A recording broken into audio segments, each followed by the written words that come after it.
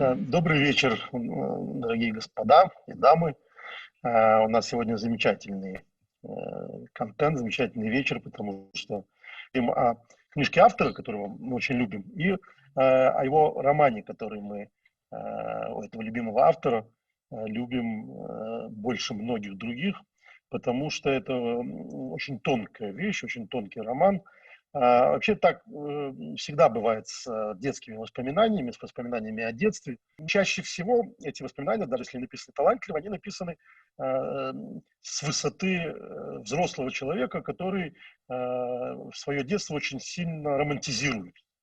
И эта романтизация, она не идет на пользу достоверности описываемых событий.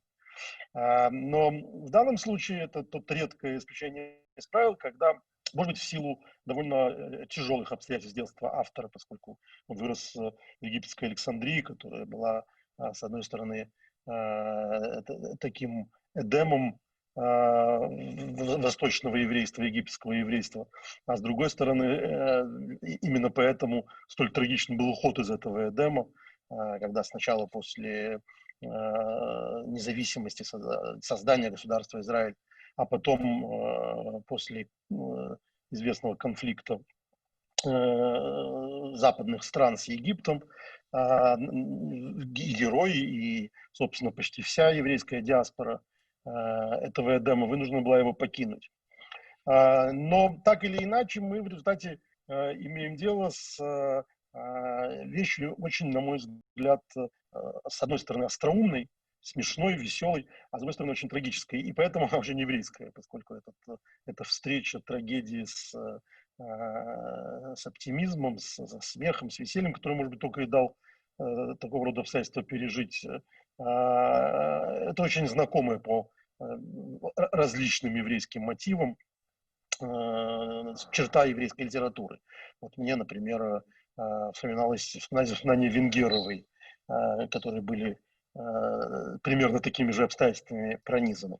Но, кроме всего прочего, что для меня было особенно интересно, это узнаваемость, конечно, потому что при том, что это совсем не наш опыт, это не советское детство, не российское детство, однако семейные отношения этого разветвленного, очень многогранного клана и очень тонко замеченные внутренние конфликты и любовь и нелюбовь, они были невероятно знакомы.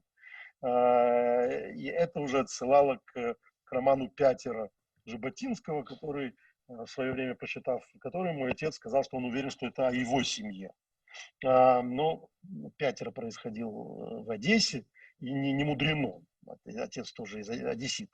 А то, что здесь, в этих египетских воспоминаниях, ты видишь столько узнаваемого, а этот эффект узнаваемости, он, конечно, идет на пользу увлекательности чтения, это для меня было очень неожиданным.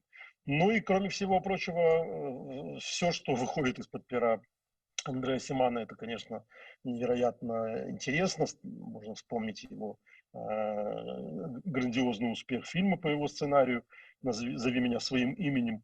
И это, в общем, тоже про детский опыт, про столкновение с жизнью из вот этого детского кокона, вхождение во взрослую жизнь.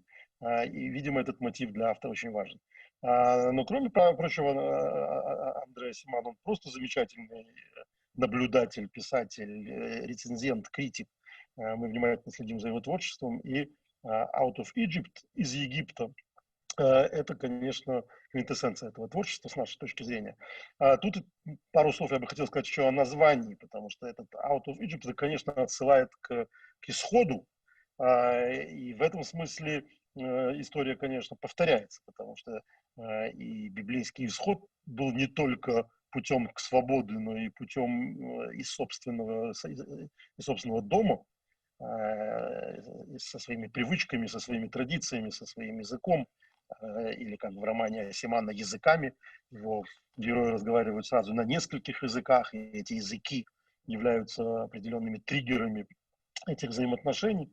И вот этот «Out of Egypt», это, с одной стороны, приведшая автора из Египта на свободу, а с другой стороны наполнена этими ароматами, звуками и цветами старой родины, это то, что не оставит, на мой взгляд, безразличным и безучастным никакого читателя.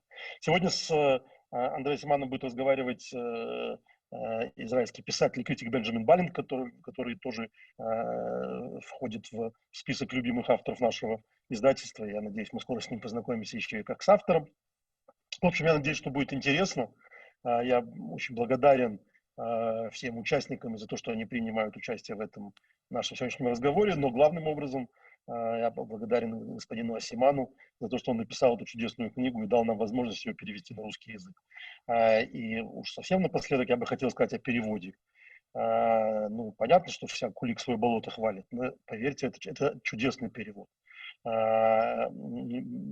Переводчица Юлия Полищук сделала, по-моему, очень тонкую и замечательную работу. А для такого сложного, многослойного романа это далеко не легкое дело. В общем, я уверен, что до русского читателя из Египта Андре Асимана дошло без ущерба. В общем, предлагаю всем читать. А сейчас давайте передадим слово Бенджамину Балинту, который в разговоре с Андре Асиманом, я уверен, откроет нам какие-то вещи, которые даже нам, издателям, неизвестны. Большое спасибо. Thank you, Baruch. Thank you, Simon. And thank you above all, Andre, for joining us from New York. And congratulations on yet another translation of Out of Egypt. To introduce you very, very briefly to an audience that probably already knows your work, besides Out of Egypt, which we'll talk about today, Andre is the best-selling author of books like False Papers, Enigma, Variations, 8 White Nights, Harvard Square, and many others. In 2007, Andre released his debut novel, The Desire-Drenched Call Me By Your Name, which has been adapted into an Oscar-winning film, and last October published its much-anticipated sequel, Find Me. I think both of those novels, which reflect on how love sort of bends and warps over time, have already appeared in Russian translation. Andre received his PhD from Harvard in comparative literature and subsequently taught at Princeton and at Bard College, and he currently teaches at the Graduate Center of the City University of New York. He's also the editor of the Proust Project. And as we'll talk about now, I think throughout his fiction and nonfiction both, Andre has maintained a very profound preoccupation with memory and with the themes of exile and homecoming. And in my opinion, he knows what to say, but also what to leave unsaid. And what he does say, he says with a profound sense of irony. So welcome, Andre. Thanks for joining us. Thank you. Thank you so much. And welcome all of you. I'm really very grateful for this moment. I seldom speak to a Russian audience, so this is particularly gratifying. Andre, I thought maybe we could just start how this book, Out of Egypt, came to be, when, and how did you resolve to write it? I remember you telling me once that you were at the time, I think, teaching at Princeton, and it was either this book or a book about how to quit smoking. It's true. It was even before I got a job at Princeton. I was interested in, I used to teach a class of how to quit smoking in a publishing house. And I became friendly with the chief editor there. And we had lunch one day, and I said, I'd like to write a book about, quitting smoking. And he said, oh, that's a great idea. And yeah, we can help you for that. Yeah. And then I said, but I have another project. It's about growing up as a Jewish boy in Egypt. He says, write that and don't tell anyone, because I want to see the manuscript first. Of course, I didn't show him the manuscript first, but the book did very well. And it's still being available in, I think, around the world. And at that time, when you were writing Out of Egypt, were you also sort of thinking about an academic career, about academic writing? Was that too stifling at the time? No, I was thinking and hoping for an academic career. I was significantly younger, and I was nervous because I knew that an academy would want me to write scholarly works. And I had finished a dissertation. I was going to turn that into a book, but I really didn't want to write scholarship. I wanted to write what was in my head, in my heart, in my guts. And I was not really committed to the academy. I was a good teacher, and I'm still in touch with many students from Princeton, which adds, about 20 years ago. But I'm happy with the career that I really wanted. This is what I wanted. I wanted to write essays. I wanted to write reviews. I wanted to write fiction. Maybe you could sort of usher us into the story by telling us a little bit about your own family's ancestry. I mean, in a sense, you've had an inheritance of exile, right? I mean, your family originally, I think, came from Spain, and then to Italy, and from Italy to Turkey, and maybe culturally felt not exactly at home in any of those places. Yes, and in fact, that's what you inherit in the end. It's you inherit the fundamental dislocation where, in other words, you don't belong anywhere and you try to make a home somewhere, and you have children and grandchildren and great-grandchildren, and it is your home now, but it's never your home because you don't feel that this is terra firma under your feet.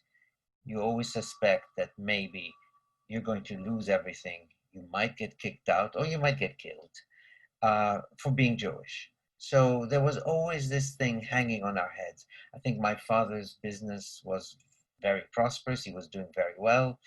And at the same time, he was not happy in Egypt. He didn't feel secure.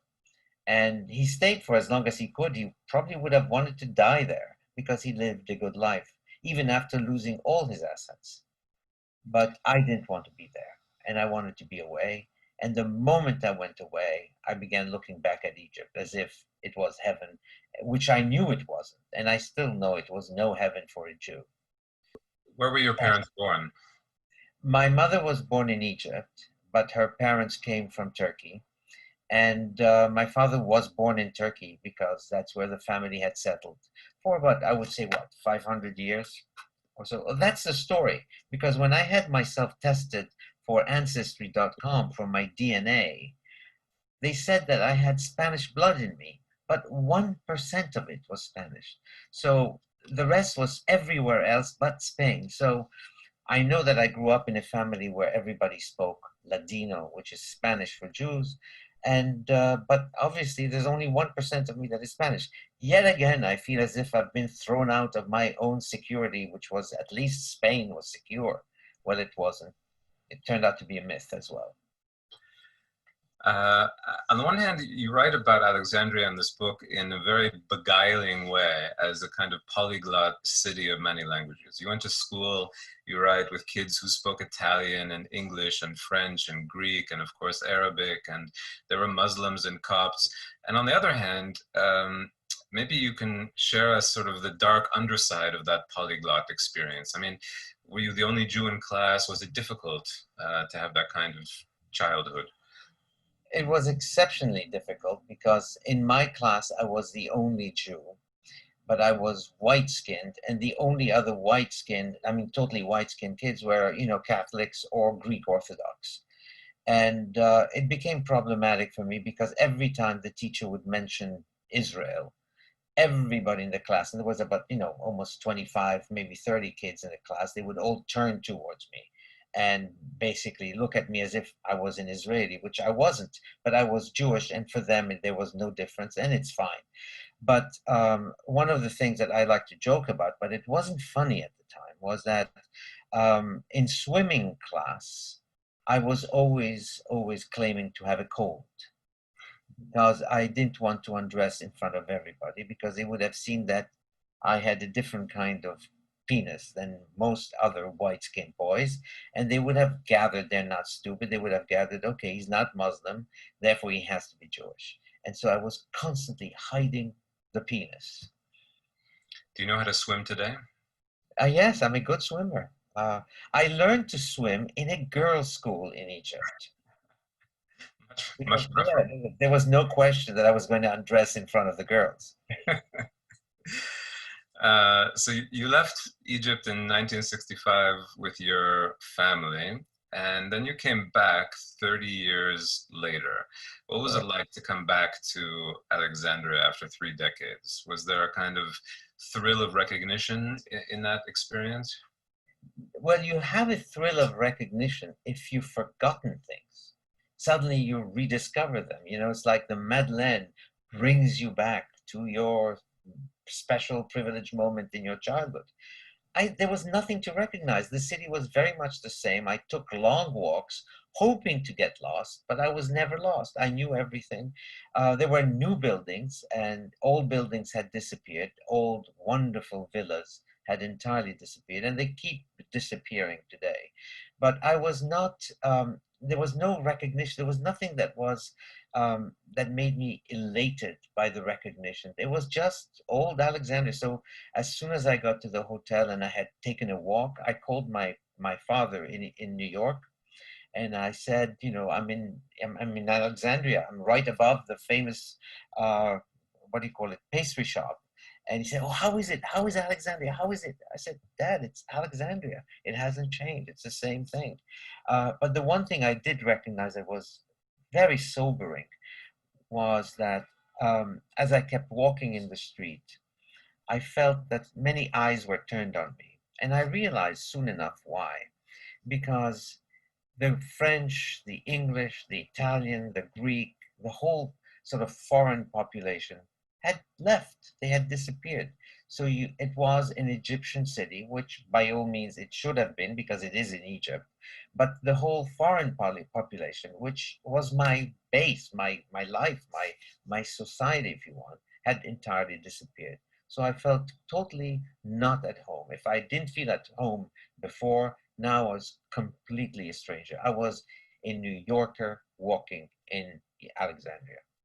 Speaking of New York, one of my favorite passages in this book is when you're in Egypt and you describe being overcome really by a sudden yearning precisely for New York of all places and for West End Avenue in particular. And you write as follows. You say, I was in Alexandria, homesick for a place from which I learned to recreate Alexandria the way the rabbis in exile were forced to reinvent their homeland in paper, only to find that perhaps they worship the paper more than the homeland. I love that passage, and I wonder if you can say something more about that and say maybe whether you found that you enjoyed writing about Alexandria or longing for Alexandria more than you enjoyed Alexandria itself. I think you've got it nailed perfectly. I think that in order to write anything, even if you're going to write about a horrible occurrence in your life, at some point the writing process is seductive enough and makes you fall in love with the subject that you're writing about. You cannot write anything without falling in love with what you're writing. I mean, you might have doubts about its quality, you may feel insecure or whatever, but as you're writing, you are the piece of paper you're writing. And I think for many writers, writing is really the fundamental home. Everything else can be transient because you basically put your very best in a piece of paper. This does not contain family because family is special, and I will throw all my books if anything happened to my family. But the essence of that nostalgia is weird because in New York, I thought I was reliving by passing by a falafel store. I was passing by a falafel store and I smelled Alexandria and I felt very homesick suddenly. And then when I was in Alexandria, I passed by many falafel places, but they all reminded me of that one in New York City. And I suddenly felt homesick for New York City. So I said, there is something very wrong here. It's basically, you don't like where you are. You always want to be, as the word in Hebrew is, across the river, to be somewhere else. You want to be elsewhere. So the elsewhere is something that I carry in me.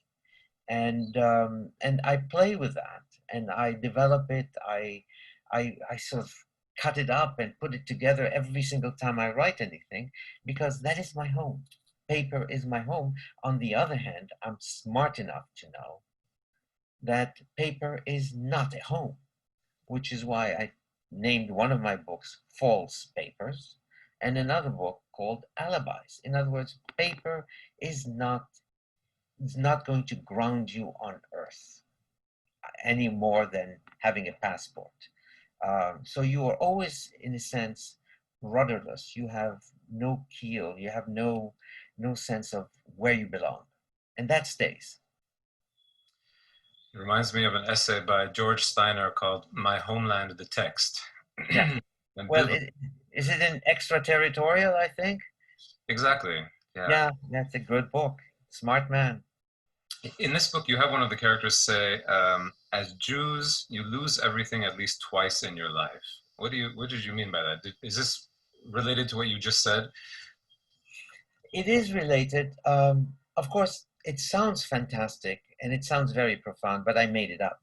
But it means fundamentally that a Jew doesn't lose everything once in their life. They lose it twice, many times over.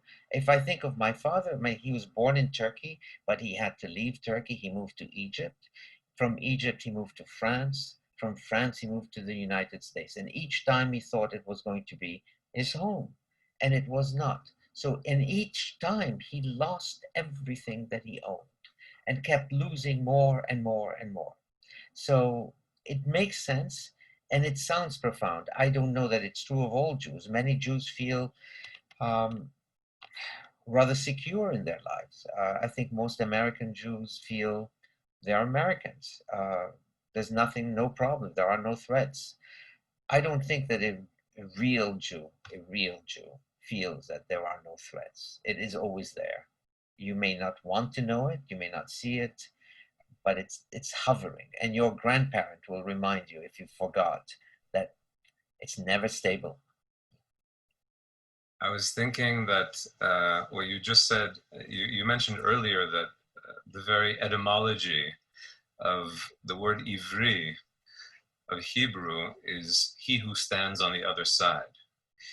And I was thinking, as you were talking about this contrast, really, between, you have the figure of Abraham, the original someone from the other side, the original Hebrew, but then you have a figure who comes up in a strange way in this book, Odysseus, because you, I think, attribute a poem to Cavafy about Odysseus. I think Cavafy never wrote such a poem, but it just shows your skill as a poetic inventor. And I was thinking that there's a great contrast in your book between the Abraham Hebraic theme and the Odysseus Greek theme, just on the obvious level, which is that Abraham never returns to his birthplace. Odysseus does. Yes, but in my Odysseus, he's basically told by, I think it's Circe, don't waste your time going back home. You know, you've invented your home. The home that you want no longer exists, and it's changed over 20 years. So don't waste your time. Stay with me. And Odysseus is very, very tempted to stay. He doesn't make a decision in my poem, but he is basically, this is an alternative. Maybe I should stay here. On the other hand, the Jew is always on the other side. And I think that's a theme that I've carried over in most of my books, and particularly the one that's coming out very shortly, where you're always on one bank of the river, but the best part of you, the one that means the most to you, is on the other bank. So you want to at least hope that the two coincide, and they never will. So there's a part of you that is, as in one of my novels, I call it, it's called 8 White Nights, and very inspired by a Russian writer. But it is, the idea is that you are in a part of Lake Como, and across the lake there is Bellagio, which is, it's night, at nighttime it's light flickering. Bellagio is the most perfect spot on earth. And you just want to cross a little nothing piece of water to get to Bellagio. But it's on the other bank. You will never go there. Your best life is there. I wonder if we can tie some of this together by proposing that the exile, or someone who has experienced exile, has trouble with the present tense. You've written a collection of essays on the conditional and subjunctive moods. And I wanted to ask, why are these moods important to you as grammatical moods, as opposed to the present tense? Well, first of all, I think that regardless of what everyone claims, we're never in the present tense. I'm going to say, I'm in the here and now. I belong to the present tense. And you don't. Your fantasies, if you are able to acknowledge that you have fantasies all the time, drift either into the past or into the future. But the one tense that I find particularly relevant to me is the conditional mood, and also the subjunctive. In other words, those are tenses that belong to a whole class of moods. They're moods. They belong to a whole class of moods that are known as the irrealis mood. And basically, they are about what might have happened but never happened, though you wished it had happened, and might still happen, though at the same time you fear that it might happen. So in this conflux of all these moods of might have beens and might not have beens, I think most of us live in that particular zone, though we don't like to claim it because then we'll be crazy and they'll put us away. But in fact, this is the mood that I find most relevant to my life. Most of my books do not end with, this is what we did at that particular night. It's, this is what I hoped might happen once I would have done blah, blah, blah. And this is exactly how I end all my books, in the conditional mood, because there's something very, I find, very banal about giving you closure. I don't believe there is closure. In fact, my favorite past tense is the imperfect tense because it's never over. It goes on forever. So in many ways, I don't think that anything stops in life. Your first love in your life continues to resonate throughout the rest of your life. The first mistake you made in your life, you will repeat it in many ways for the rest of your life. You can go to every therapist on planet Earth. You will not correct yourself. And that I do believe that, in other words, that there are things that are in us that do not have any business to do with the indicative mood, the present tense, the here and now. We're never in the here and now. I certainly am not. And I've made basically a career out of showing to people that when they're in love with what might happen, not with the other person necessarily. Would you say that you give to many of your characters, you present them with impediments for, conclusion, you give them a sense of deferral, you make it hard for them to come home? Is that part of this subjunctive? Well, I will explain what you just began by saying.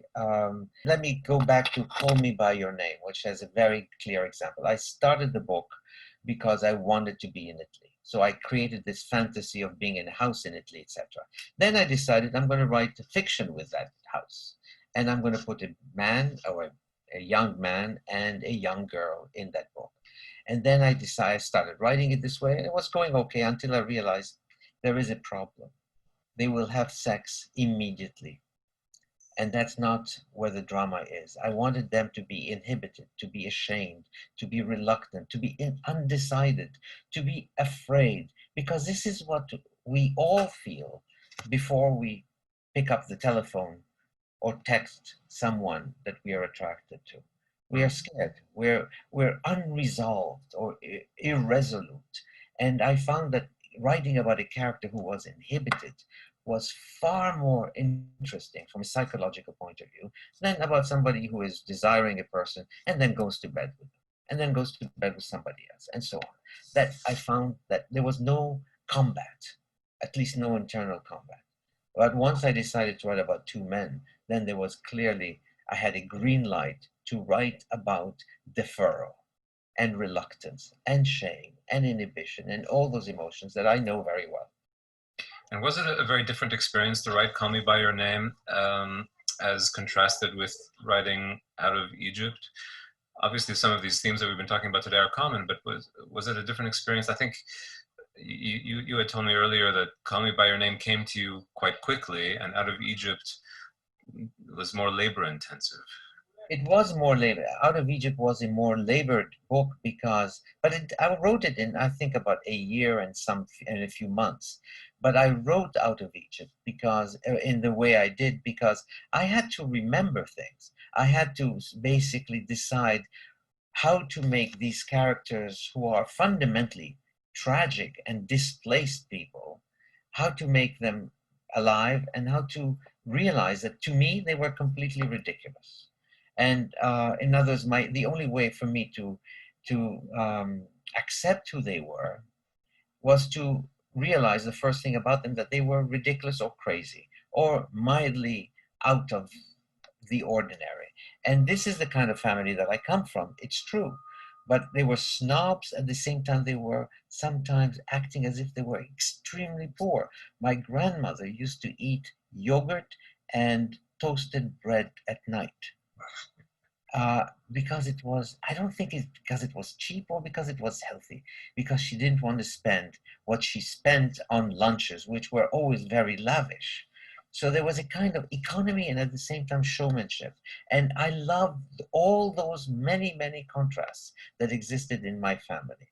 And so I had to display them in a way that gave them a story, because you need a chronicle as well. And you also have to have a style that accompanies this, this story. And the one person that influenced me tremendously, because when I realized that she could do it, I can certainly do it, was Natalia Ginzburg, the Italian writer who wrote about her family and especially about her father, making him into a ridiculous character.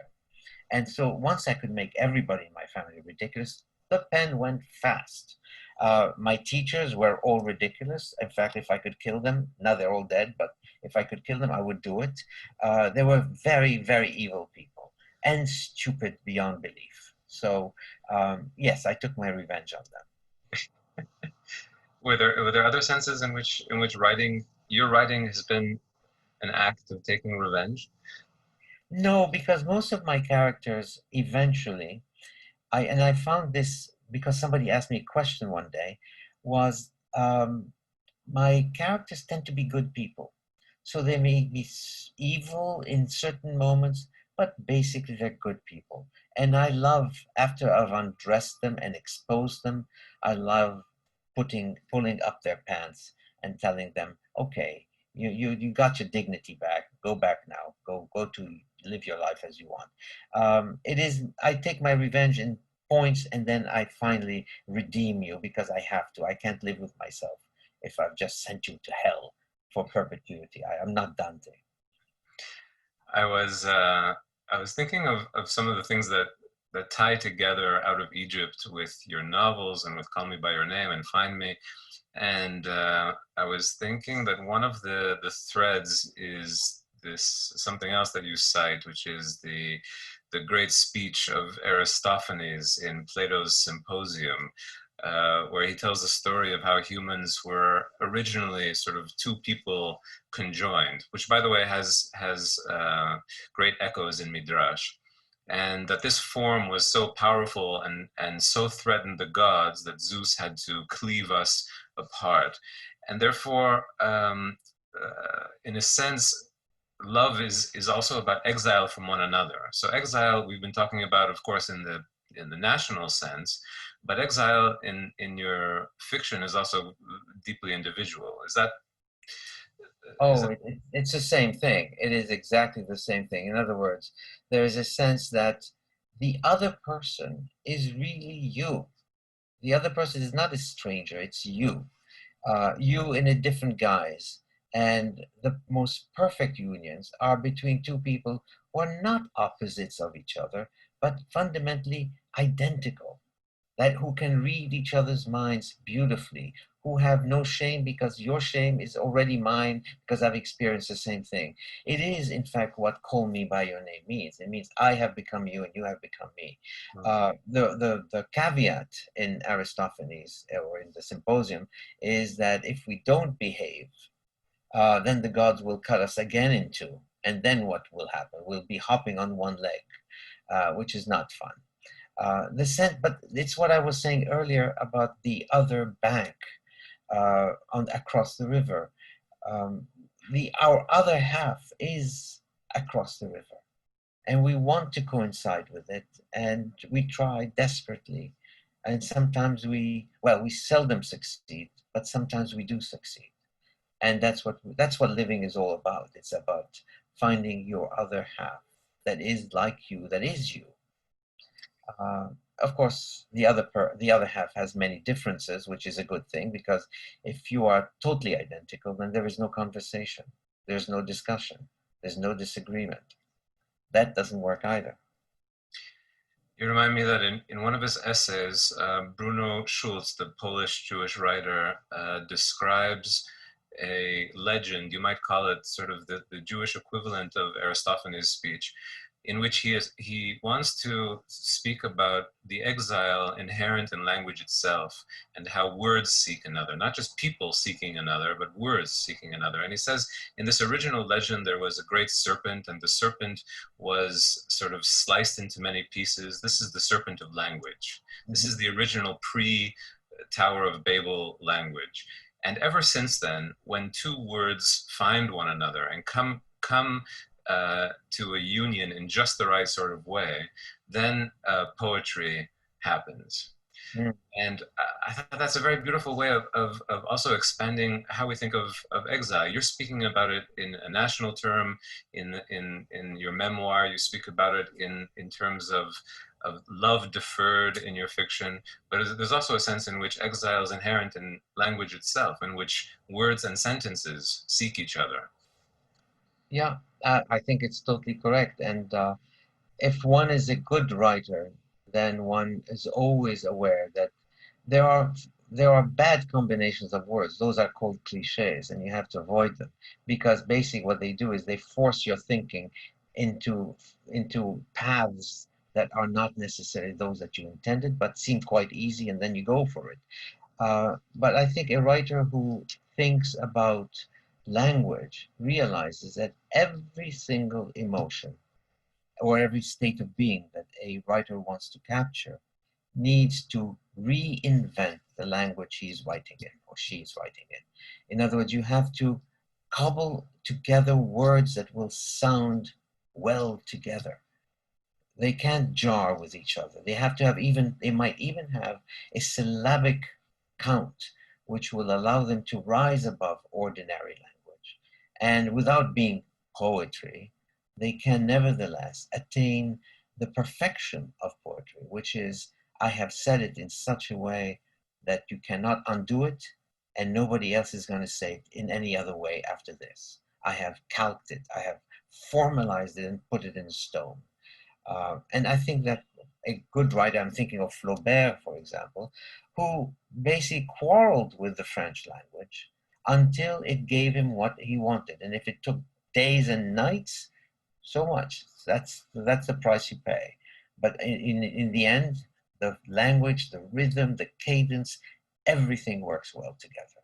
So that in language, you can create a universe that holds things that your subconscious doesn't know, but that you create. You create, as I like to tell some of my students, I say, in language, you know you're doing something right when from nothing you have created something. In other words, you came up with an idea as you were writing, because before the writing, it didn't exist. And there's something, if I can say so, serpentine about your sentences too. Some of which I don't envy actually your Russian translator or any other translator, because some of your sentences, can run to a page or more. Yes, because a sentiment or an idea, although I don't think I write with ideas in mind, but sometimes what you're describing, if you break it up and chop it up into simpler sentences, what you're doing is you're ruining the insight that is inherent in that sentence. You want that sentence to basically capture you, and ultimately, and I think that is the goal of every writer, is you want your sentences to be spacious enough so that you can allow the reader to slip inside. And once the reader has slipped into your sentence, they have become you. And for them, do you often have the experience of readers reaching out to you and saying about either your fiction or your nonfiction, it seemed that you were writing exactly about me. All the time. They write to me every day and they say, you've written me. I didn't know this about myself until I read your book. And what they don't know is that they read my book because I made sure that by the style of the sentences, which are sometimes simple, but I wanted them to fall prey to the sensibility that I was offering them. And the only way for them to be inducted into that sentence was to allow them space to do that.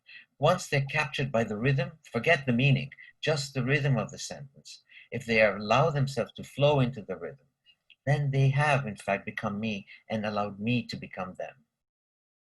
They can call you by their own names. Yes, they can. They're welcome to. People do that all the time too.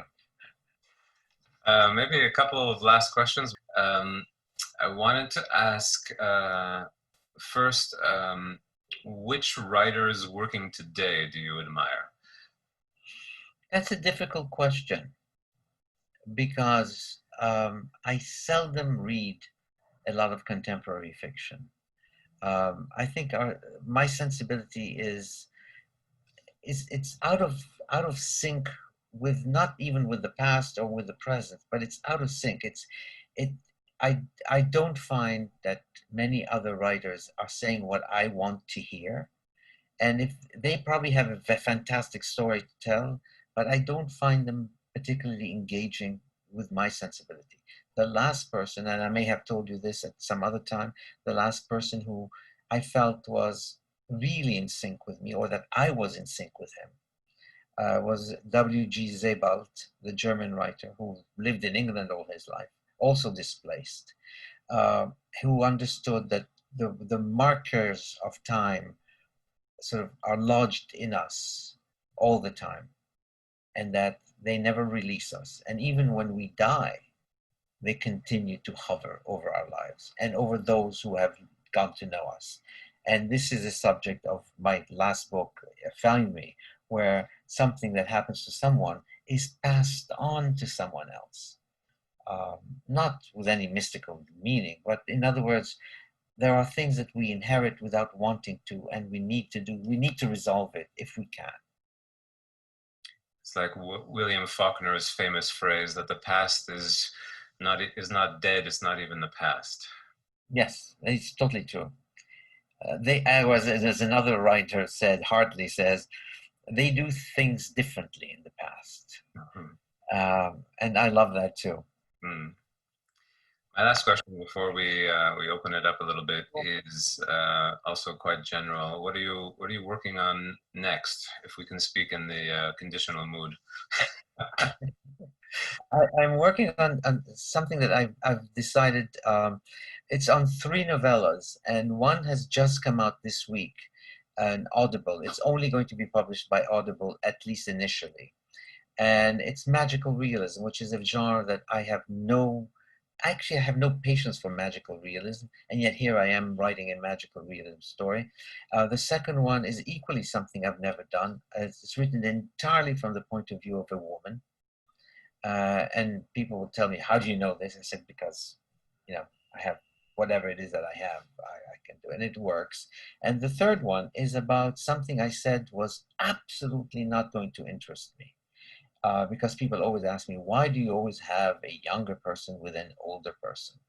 So I usually answer this, do you want 2 old people to meet and talk about their grandchildren? So I make fun of them. So I decided to write a story about 2 people who are past retirement age and who get to like each other. So I'm doing 3 very unusual things for me, but I wanted to do it and to try it. Sounds like you've been seized by the spirit of experimentation a bit. For the timing. Then I'm going back to what I do best. I know how to do. I think I know how to do. Well, with that, I just want to thank you, André, for coming and sharing some of your wisdom, and I hope the Russian readers will be as moved by your memoir as the rest of us have had the privilege of being. And I want to thank Eshkolot and Simon in particular for bringing us together from New York and Jerusalem respectively and beaming us into Moscow in this way. And yeah, thank you all for joining us this evening. I have to thank all of you truly, because this has been in the works for quite a while, has it not? And I think it's wonderful. And Benjamin especially, as this is the second time you do this, you can never do it a third time. It's enough already. But I wish you all the best on your book on Bruno Schultz, who is a writer that I absolutely adored. I had no idea how much I would love him when somebody mentioned his name. And because it was somebody intelligent, I just went and got the book. Then I got the second book. And then I got very interested in the whole world that he belonged to. And I good luck with this. This is going to be good. It's going to be great. I'm sure it is. Thank you, Simon, and Eshkalot, of course. Thank you so much. And thank you for my friend, especially who's from Facebook, Anastasia. Thank you so much for being here. I truly appreciate it.